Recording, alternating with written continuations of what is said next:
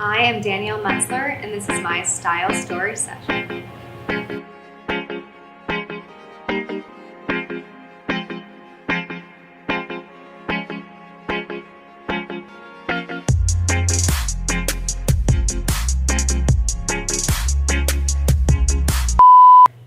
How would you describe your current personal style? Ooh, I would say definitely like edgy and classy, but it really depends on my mood. Really depends on my mood. I mean, there are days that if you saw me any day of the week, you could probably say, okay, she's feeling herself, she's having a good day, or do not mess with her. Because usually, like, my hair and makeup are done, or they're not.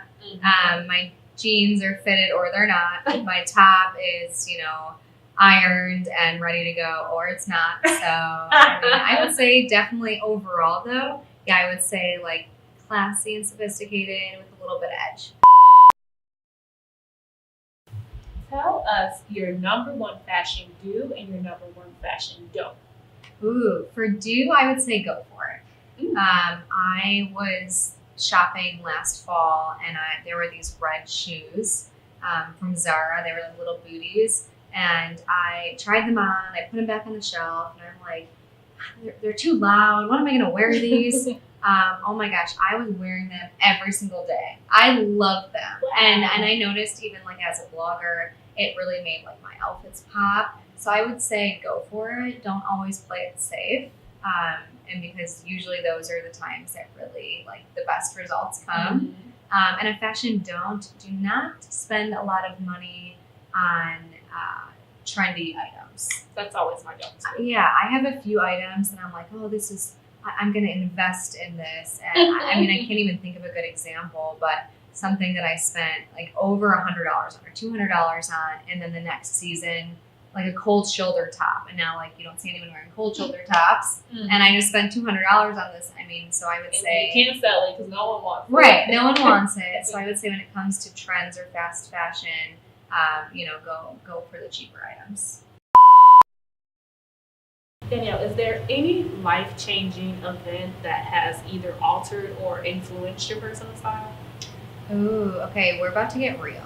We're getting real. We're going to talk a little bit of body image here. Okay. And puberty. Oh. Boobs. I would say I went into puberty at not really a young age. I guess I was in high school, so that's not that young. But it happened like overnight. And I remember being so self-conscious of every aspect of what was going on. And I won't even say that it was from my peers. It was more of myself. Like I was just aware that things were changing and things were, and I wanted to hide. I wanted no part of it. I wanted them gone. I remember, ultimately I felt ashamed around boys and I felt very uncomfortable. And then I felt even insecure around women because they would make comments like, how do you have those? Or they're so nice. And they made me feel like I just felt very uncomfortable around the whole situation. So I wore a lot of clothes in high school that, did not show them off. To the point where I remember even for like homecoming, when I would wear like a fitted dress, people would be like, are you stuffing your bra? Are you wearing a padded bra? Where did those come from? I remember even in college, I posted a picture on Facebook, or someone posted it of me at the beach, and there was like a rumor that I, got breast implants. And I was like, no, these are all mine. They're all. But it really altered the way that I would dress because I was very aware. So I would just try and find tops that would hide them. Maybe once in a while when I was on a date or feeling risky, I would try and show them off a little bit. But I was always, for the most part, very, very uncomfortable around them. So I would say that has really, that changed the way that I dressed a lot. How do you feel now? Do you feel comfortable? I do. I feel much more comfortable. I think that I grew into that. My body's a little bit more proportionate now. I grew into them. And I've learned to become a little bit more confident in my body and knowing that my body is mine. Yeah. And in a way, I used to feel ashamed when men would, look at me or say certain things, and I, have kind of I've come into myself a little bit, and as a woman, I just kind of feel like my body, I'm not responsible for their thoughts and their actions and their desires. Like they're grown men or adults or boys or whoever it is, and I'm not going to apologize for it. So that's it. Yeah, you heard it here first. I'm actually really excited to ask you this question. Ooh, yeah. What is your biggest style regret? Ooh, I don't have many. I of call course it learning experiences. Not that I always had great style, but learning experiences. I would say one of my biggest style regrets is not being true to myself. I remember in high school especially, I started working, and so I started having a little bit more disposable income to buy my own clothes, and I started buying what everyone else was buying, and I thought, oh, that's fashionable, that's trendy, that will help me fit in. And I remember, it's the weirdest thing, I remember coming to school and not feeling super comfortable because I was in a fitted Abercrombie shirt, Abercrombie jeans, and what I really wanted to be wearing was Converse and a Ramones t-shirt. And so I would say that's my biggest regret, is falling into the trap of trends.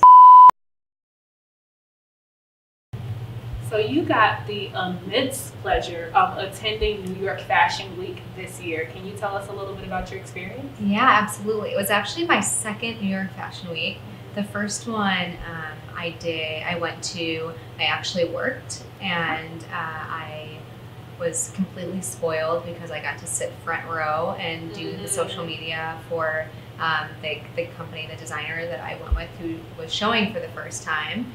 And but that was too much work, I was there for only I think I was only there for about 2 days, and it was in and out. We were had to get it done. The show was great, but this time I went for 6 days, and I was going a little bit for work for the startup that I worked for, but then I also went for my blog, and I was able to really enjoy it, go to shows and go to meetings, do photo shoots, and it was definitely a pinch me moment. I mean, the energy in New York is unparalleled. It is just, you step out of the car or off the plane and you just feel it. It just hits you. And it really is the city that never sleeps. It's, we got in, I think, at 10 p.m. and people were buzzing. It was just, in Chicago, you can walk around at 10 p.m. on a weekday and it's no one's silent. Even at 7 p.m. stores are starting to close. New York, no, everything is 24 hour. You want to get your nails done at 11 p.m. you can. So it was just, we need to bring that to Chicago. Oh my gosh, I know there is a Chicago Fashion Week that they're trying to get rolling. I'm gonna get my nails done at midnight. Oh yeah, that's true. So true, so much more convenient, especially for girls like us that are busy. Yeah, working all the time. You gotta squeeze in these appointments when you can. Usually when I get my nails done, I'm like, can you give me a pedicure and a manicure at the same time, and a back massage, and I'm gonna be doing Instagram while you're doing all of this. But yeah, Fashion Week was awesome. I did realize that you don't really have to be invited, and you don't have to be invited to a lot of these shows. You can show up. Yep. And that's really cool. And I feel like a lot of people don't know that. They think I didn't get an invitation in the mail, so I can't go to Fashion Week. Nope, you can go, you can show up, you can stand outside. One show that I was invited to, I was actually sitting across from Paris Hilton. And I was like, what the heck am I doing at a show with Paris Hilton? It was a Korean designer, and she is, she's huge in Asia. So she sat front row, and I was just like, this is so cool. And afterwards, I was standing outside. I wasn't able to get a picture with her, but I got a picture of her. Oh, really? Yeah, and so I think that's really cool. And if you are a fashion lover, you have to experience it. Did you have a favorite show, or like were you introduced to any new designers or anything?